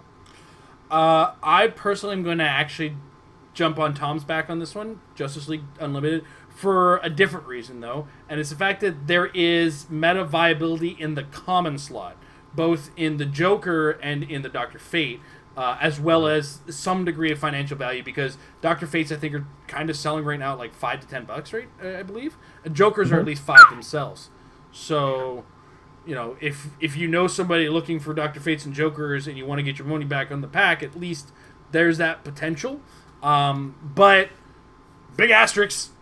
You could also get a rare that you don't want and none of the commons that I just said.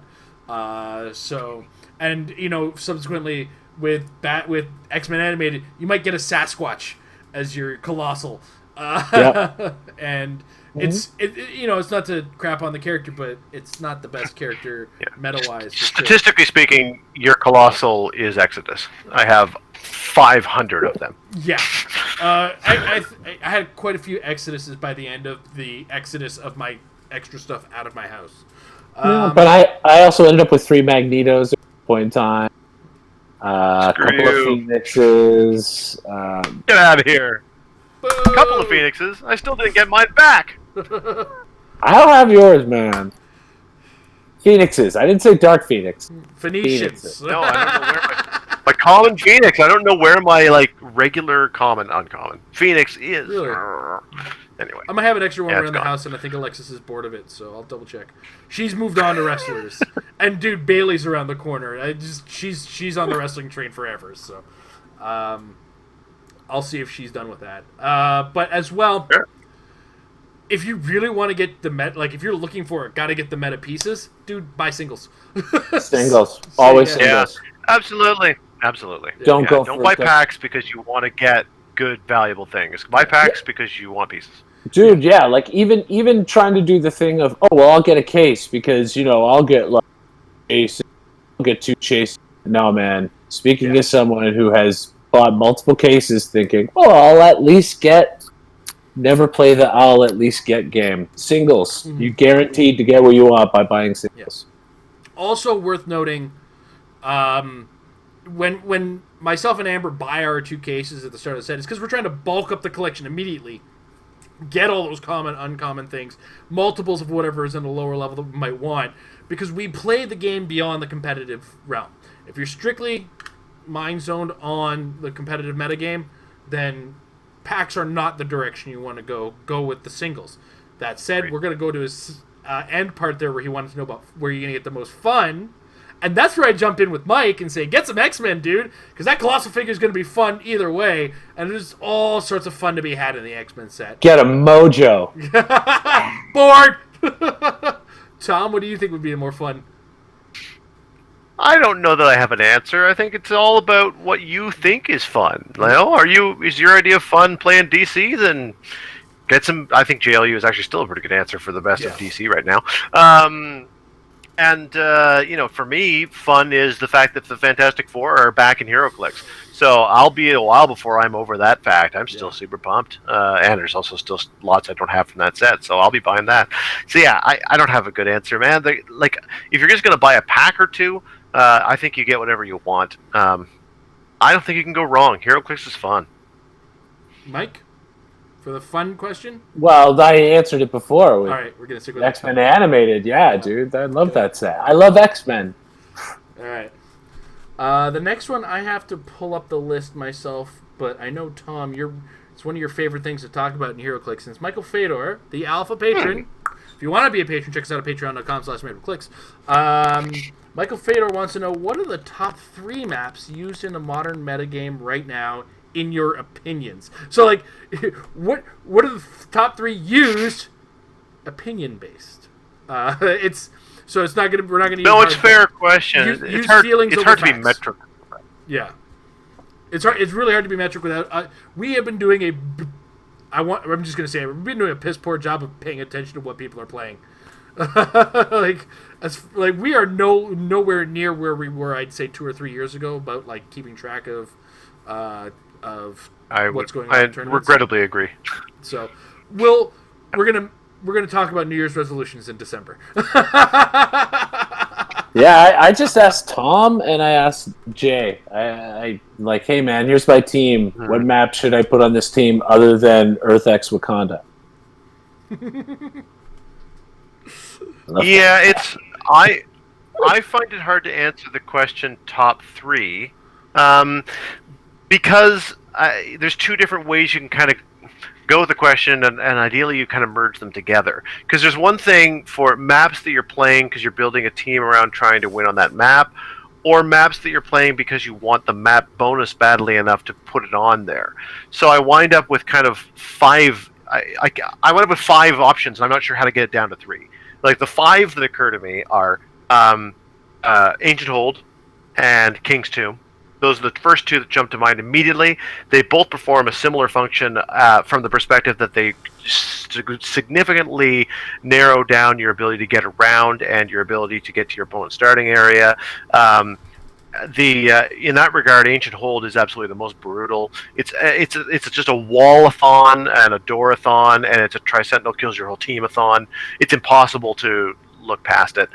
Ancient Hold is slightly less oppressive in that respect, but it does allow for the greater movements of formations of pieces, so it's really great for a big Wendigo swarm. A Wendigo swarm can get a little bit caught up as they're trying to make their way around the Ancient Hold. I mean, they don't have to, but I don't know. They're both good for that. And also not everyone has both, so they're a little bit interchangeable because it's a question of what you actually have.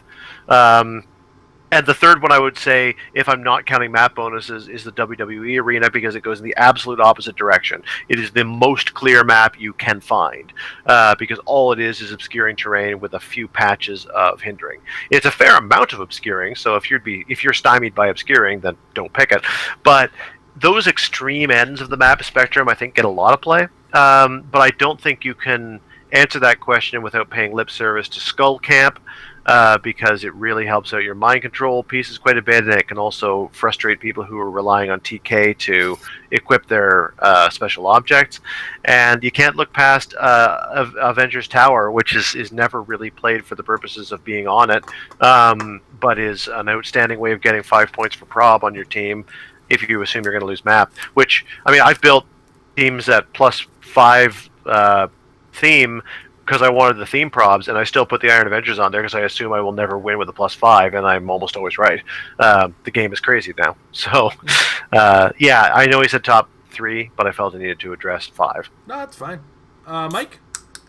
Well, funnily enough, Tom really covered almost the entirety of my answer, and the fact that there's kind of like 2 splits to it. Is like, are we asking about the map itself as a map, which Tom pretty much covered. I would add in Hedge Maze. We've seen that thing a lot, and it's been utilized a lot. So I would add that in as maybe a 4th, or as the first runner-up, as it were, to those 3 maps that he mentioned.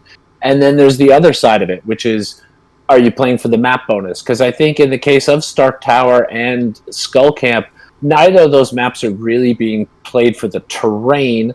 Maybe a little bit Skull Map if you're playing with the Skull, because it's wide open and you can pretty much mind control almost anybody on it, especially Colossals. But those maps aren't so much being played for what's on them as the bonus, and especially Stark Tower, where most people who are spending the 5 points to get that on their team are planning to never play on that map. They just want to get a POG with some probability control. So, yeah, Tom pretty much covered Really solid answer. Not surprising. He is the map guy. I'm going to say, based on my observations and my feelings, Stark Tower has definitely played on 100% of the non-themed teams that I have played against in some degree of testing, or low-themed teams in the case of the fact that I've been playing against Amber's, Black Widow, and Captain Marvel quite a lot.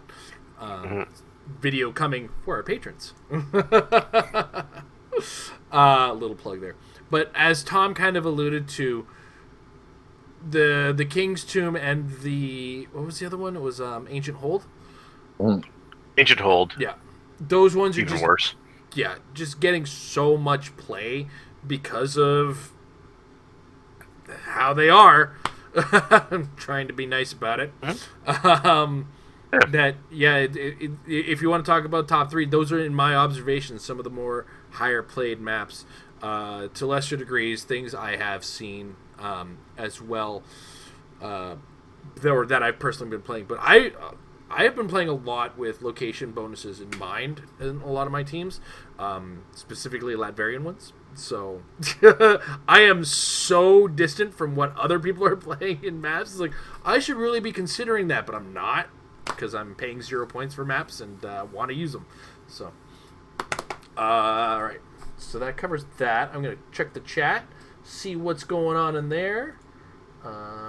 Assuming I haven't broken everything. All right. We got one question in there from Neil Shazam.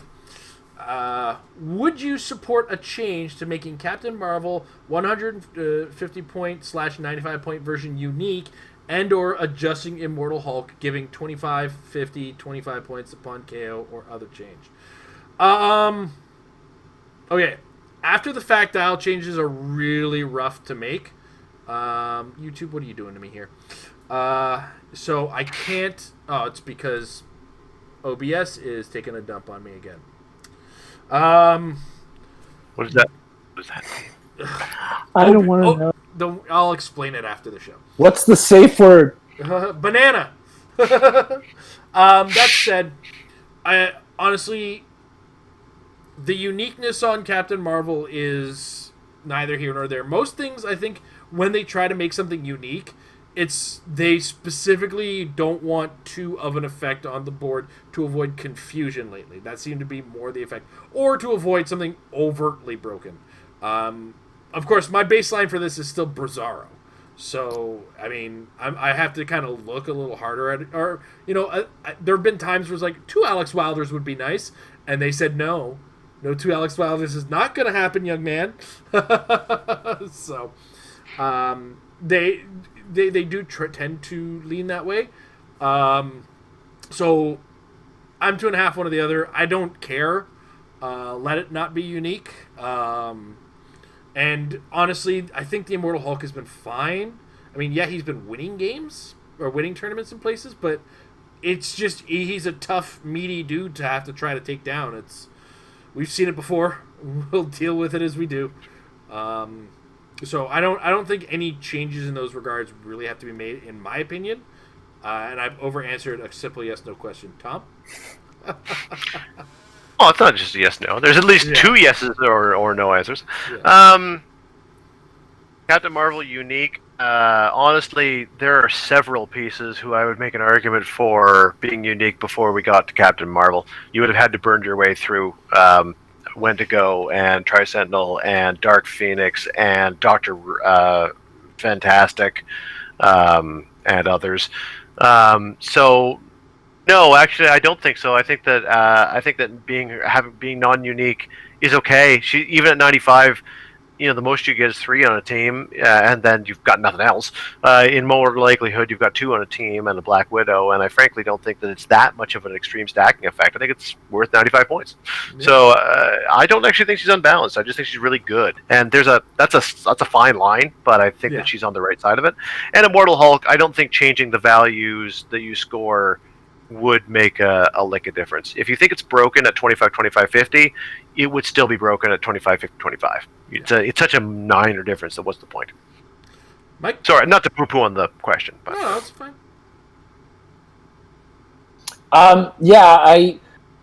Do I want people to not play multiple Captain Marvel? Sure. But I agree with what the guys are saying. I especially agree with Jason's point that after dials come out, sort of changes are always difficult. It's just better not to get into those. I mean, errata about a wording on a card is one thing, but trying to say, okay, this has a silver ring here when it doesn't have a silver ring and this and that. No. And I don't think Hulk's a problem at all. I mean, I've seen plenty of people take out the Hulk. You have to think it through. You got to figure out your attacks in the right way. There's still plenty of means of dealing with him. He's not out of control. And I agree with Tom. The math will just work out the way the math is supposed to work out. 25, 25, 50 is like swapping it to the 50 in the middle it's moot. It's really moot. So leave it alone. I will also go on record, as I think I have before, to say, if Heroclix didn't exist and we were creating it tomorrow, knowing what we know now, I would want every figure to be unique unless it had a silver ring, which would be the generic ring. Absolutely. I would always like that better in Heroclix because I really enjoy the variety of playing different things. Yep. But that's not the game we play, so yeah, I've that. 100%. All right, I do care, but I like it. I'm not worried about it because it's not. I would happily vote for Highlander too, buddy. I still subscribe to the multiverse theory, so. Hey man, they're in these same comics. All right, next up. And by it, nothing's stopping you from running a tournament that has those rules. Neo Shazam also has another question. What is the highest point character that you would play for a modern meta play where you want to go undefeated for the tournament? I mean, if I've been drilling for about 3 months with the 300-point Doctor Doom, 300 points. Because, if I've been drilling that long, I'll do it. But that's a hard question to give a hard answer to be brutally honest. Because in my opinion, just because there is viability in a 300-point character, there's viability in a 200-point character that's out there right now. He's on the side of the moon that is dark. It's really hard to put a set number. But if you're ever going to ask me personally, I'm hard-pressed to pay over 100 personally. Unless, they make more things. But that's just the hard me. If I was to give you an overarching answer, I can't give you a hard answer per se. What about you, Mike? Yeah, I kind of got to agree with you on that. I don't do well with tentpole teams. So the most I can kind of ever bring myself to is half the build, which is about 150, which really is Witch Queen. I feel like as I look at figures, that's the zone of the most I want to spend, but I'm not comfortable with it. I'm not comfortable with spending half my build on a figure. It puts such a giant target on them, so they better be a figure that's really can take it. Either they can take hits and they heal, or they shrug stuff off easy, or they're so hard to make attacks on something. They got to have some gimmick for me to want to invest half my build in them, because that's a loss, right? I mean, if you built a team and you put 150 points on a figure and you lose that figure in the game, it's rare that you have not lost that game. You know what I'm saying? So I would say, off the top of my head, 150 is the most I could bring myself to, but that's difficult. I'd rather keep it at 100 or less.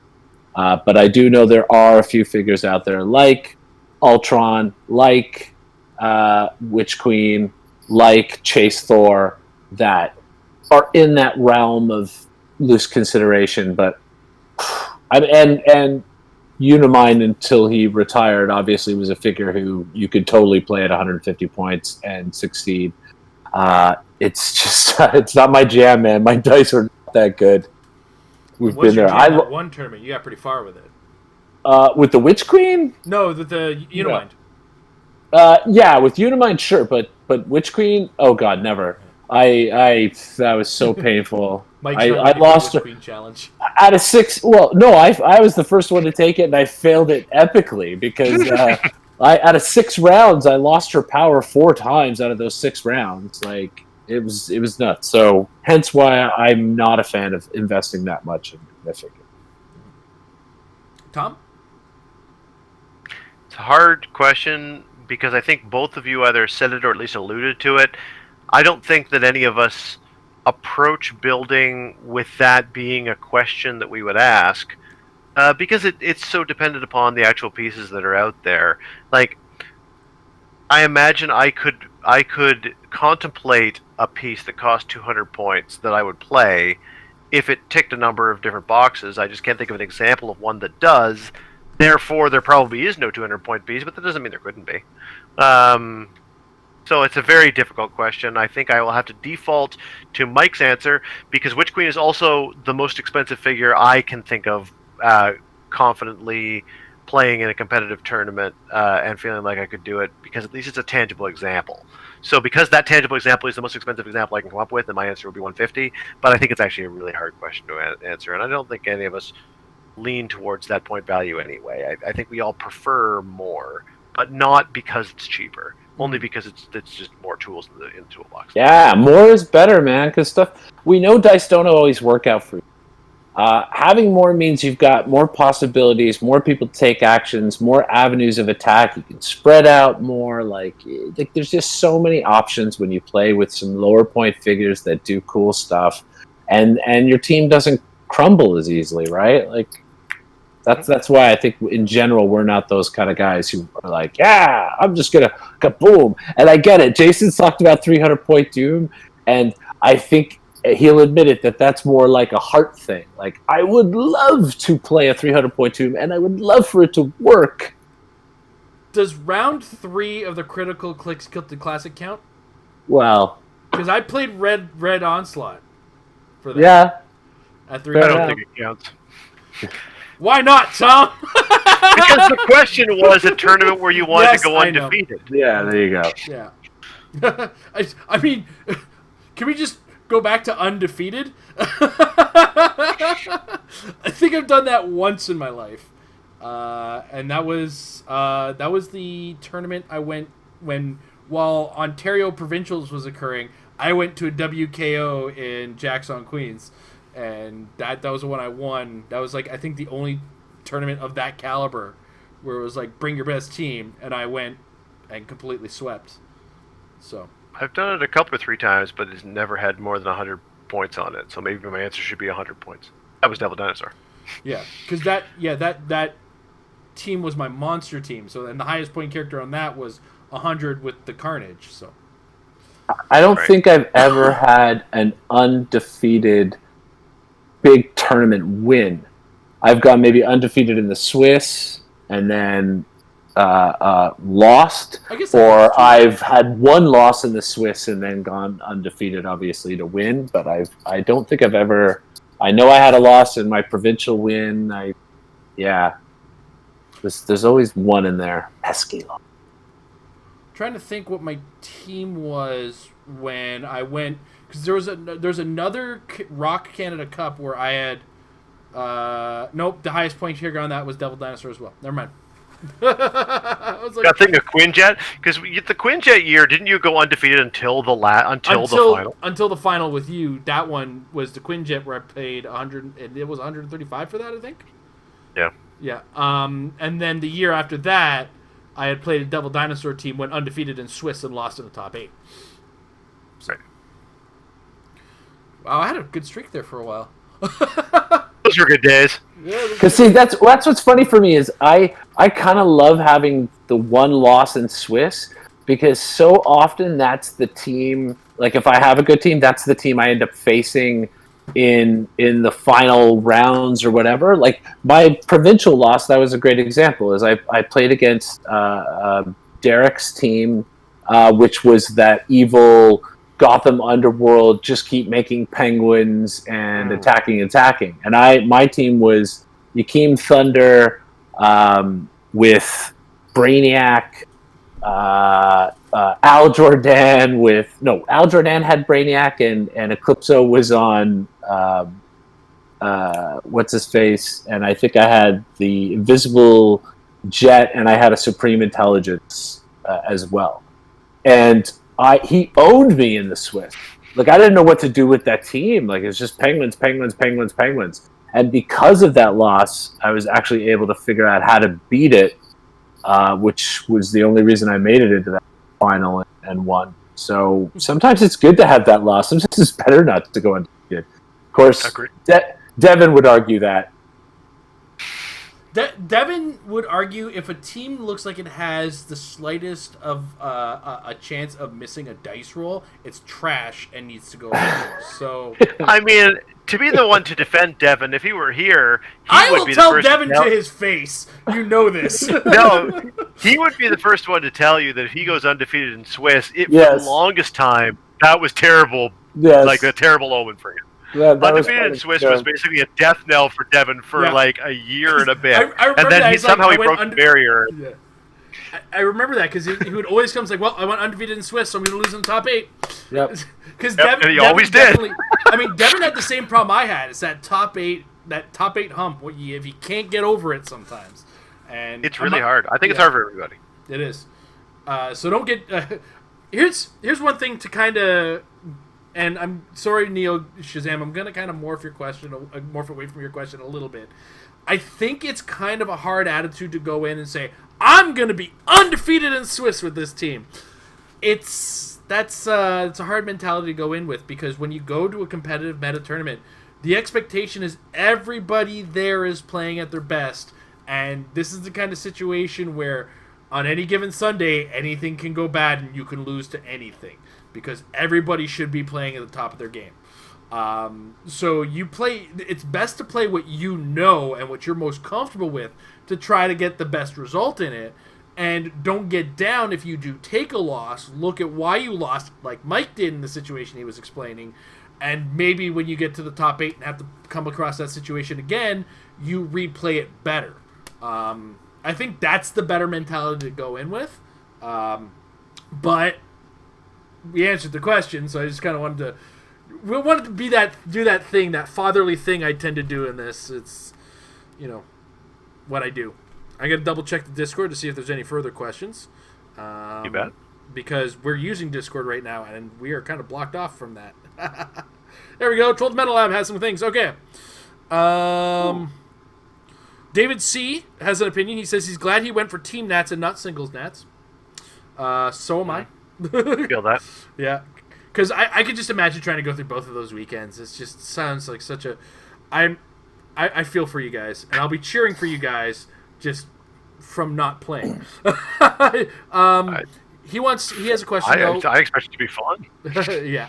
Looking ahead to Rock Worlds, do you prefer them not requiring ownership? Yes. Yeah, I mean, at the same time, they are allowing the loaning thing, and I believe this has something to do with the fact that they have the close relationship with WizKids. And WizKids is saying, look, if we need to make sure we're getting ours, and I understand that. They're business.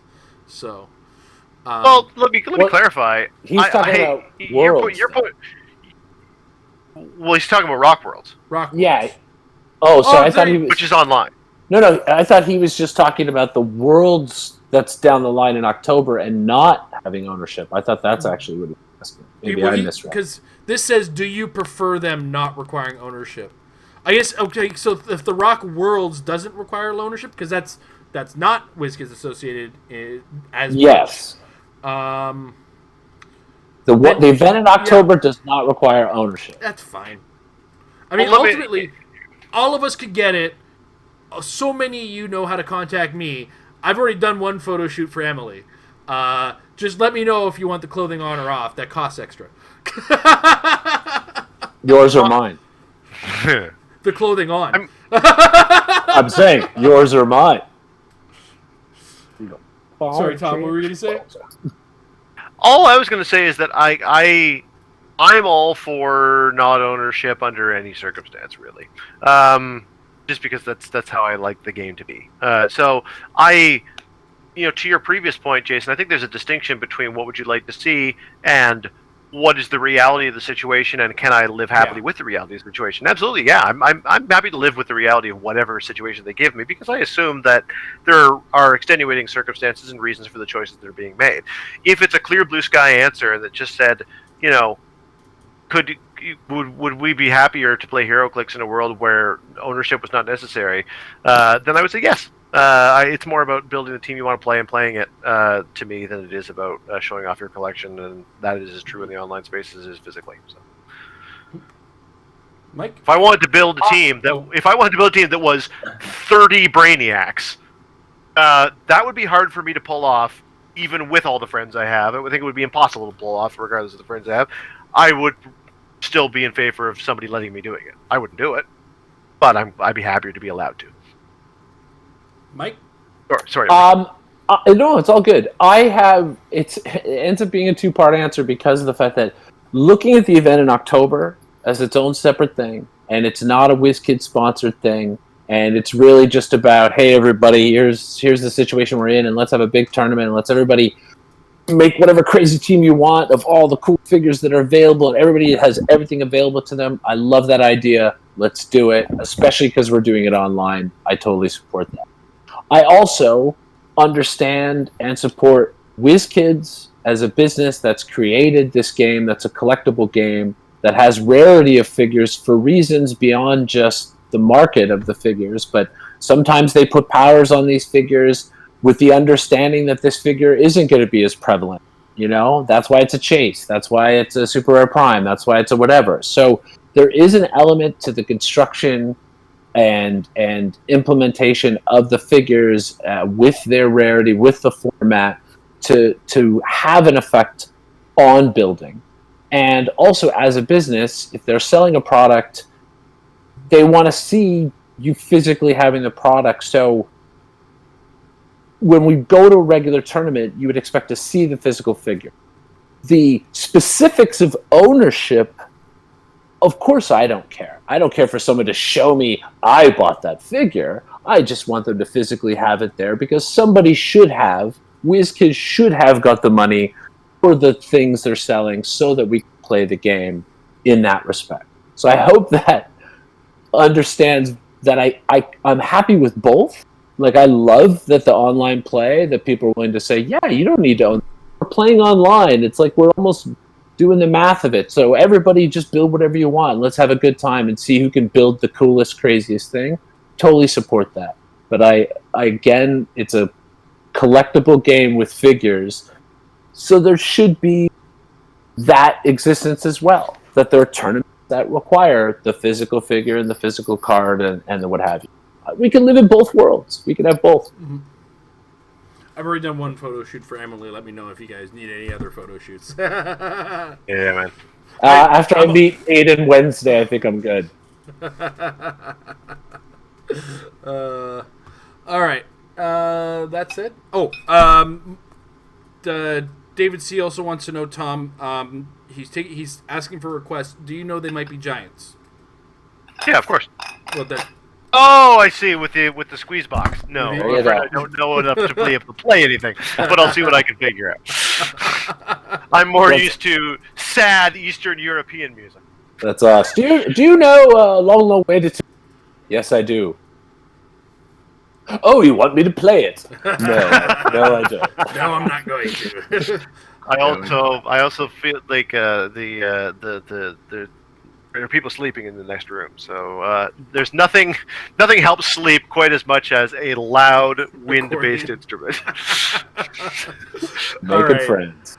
Tom, I am myself a loud wind-based instrument. Tom, Mike, thank you very much for joining me this week. Before we kind of sign her off, I want to send a special thank you over to guys at Critical Click for setting up the Critical Click Tilted Classic. It was a joy to be a part of it. I am happy to have gotten as far as I did. It was a great time playing. Everybody who was part of that and everything that was a part of that event was a fantastic thing to just be in.